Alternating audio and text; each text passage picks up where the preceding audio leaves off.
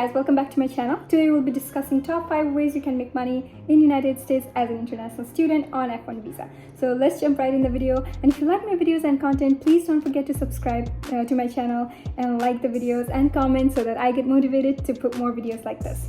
So that being said, let's jump right into the video. So the first thing today in my list is internships and part-time CPT.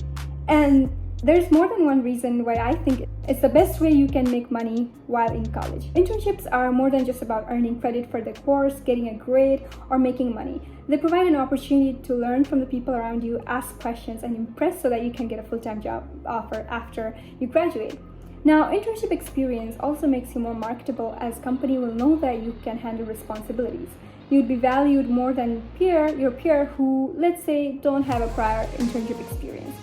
Now that that's out of the way, for an international student like us who are paying a ton of college fees and living expense, internship is probably the best way to fund your education or your living expense within short time.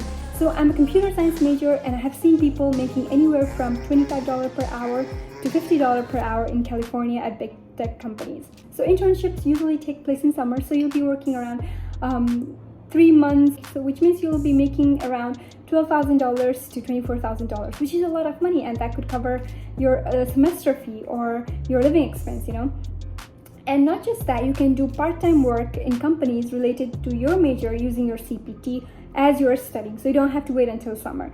And the reason I tell you to explore this option is because they pay well than the average student job, and not only that, it will contribute toward your career development because it will be related to your major. And then when you go after you graduate, when you go looking for the opportunities, you can tell them that you have done similar job and you have that experience. So the second way to make money in the United States is attending hackathons. Now, people usually attend hackathons for fun and networking, right? It's not the money or financial benefit that attracts these students to come to the event, but sometimes the prizes are so generous that you just cannot ignore it. Like, people get tech gadgets all the time, like Xbox, MacBook, iPad, subscription, and a lot of cash prize as well. And all you have to do is attend the event, work on an idea, submit the project, and wait for the result, and hopefully you win. And nowadays, what's even better is after COVID-19, several hackathons that were just in person are remote these days. So, that saves you a lot of money and effort of actually traveling to the site and, coming back, figuring out where to stay, Uber and all. So now you just have to sign up online and just work on the project and get the prize money without having to travel anywhere. So that's the best part. And some of the hackathon will pay you money just for the attendance. If you are the first 10 to submit a project, let's say, you will get like $100. You can find hackathons like that in Dev Post. Like, I have done that, and I am gonna tell you it works. And the third way of making money is being a student athlete tutor. Now, United States is a country with a highly popular and celebrated college athletic program. And if the athletic team are doing well and they're receiving positive attention, then they are going to get a lot of funding from the athletic alumni and more donation, right? So they really make a good emphasis on overall development of athletes. Now, an athlete student is a student first and then an athlete, right? Due to their practices, events, they might not be able to attend all the classes, take tests, etc. So they would require external help, which is where you would come in. So as a student-athlete tutor, you teach either one-on-one or group of athletes, let's say a college algebra course or calculus, or a basic, science 101 or physics 101. And the reason I'm telling you why you should work as a student-athlete tutor is because it makes more money than other student job on campus. So where I used to study, I was making around $8 per hour. This was in 2016, whereas my friend who was working as a college athlete tutor was making around I think it was $20+. So you can tell there's a lot of difference. It's the same hours that you're putting in, right? So it's not like as a college athlete tutor you're working more. You just get paid more hourly. So don't worry if you think you'll not be able to teach them. It's mostly the things that we've already learned in our school, in high school in our country, so in our 11, 12, because the course is more rigorous there, right? So definitely try that out. And the fourth thing today in my list is being a resident assistant. Now, probably my favorite topic to talk about. I've talked about it in my previous videos. And this is the second favorite item in this list today. If you want to make money, become a resident assistant. in the college, in the university dorm. Why? Because number one, you get free college dorm. It's a free single dorm, which values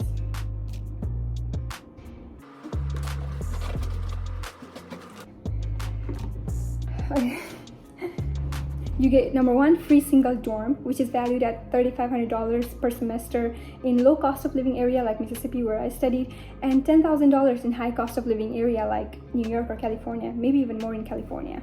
Number two, food. This job also will come with free meal swipe for you to use in the cafeteria. And not only that, on top of that, you also get the bi-weekly stipend, maybe let's say $100 or $200, and that is all you have to. And all you have to do is organize fun events, hang out with people, listen to their problems, try to resolve their problems, and be kind of like a friend for the freshman students. And it's not a very, very challenging job. In fact, I love my job. I made a lot of friends while being a resident assistant, and I don't think I would have made that many friends if I was not living in the dorm. And you're getting paid to do all that. So resident assistant is the best way to go, is the best way probably to make money, to have your living expenses paid for. And number 5 in my list is just ask. Is to ask when you need help. Don't hesitate to ask for money. And by this I mean, like, your department will have money if you are facing any economic hardship, or if you, let's say, want to go to a conference that you don't have the budget to attend. Go and ask your department if they have funding available. Usually they do fund people for conference or like events. They do have a specific budget for that, and if they have not used that budget, they might give it to you as well. You just have to ask. The worst they can say is no. And in case there is economic crisis or economic situation or financial hardship that you are facing, go talk to the department. Ask them if they can give you more scholarship money. Ask them if they can provide you some relief money. I know during COVID time, my Nepali friends had asked for the relief money from the university, and they actually got like around $400, $500 from the university because they had the funding for those emergency. I once attended a hackathon in Boston. This is where actually I got my internship from. So when I attended, I actually asked my department for the money for the airfare. At least that was covered. And the bonus point I would like to mention in this video is take care of your health. Like in America, it's really easy to be stressed out because number one, your family and friends are all there, and then you have to juggle your work, study, and this is a lot of things that social cultural shock. So eat well. Don't hesitate to eat good food. I know it can be costly while you're you don't make a lot of money, but try eating good in a budget. It's almost like as an international student, when I was in college, I used to think that I cannot afford to be sick.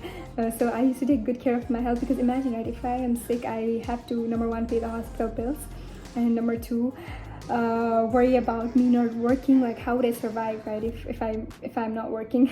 So don't ignore your health. That's the first thing that comes to the list. So take care, everyone, and I hope this video was helpful. If it was, you know what to do. Subscribe to my channel, and I'll see you guys next week. Bye bye.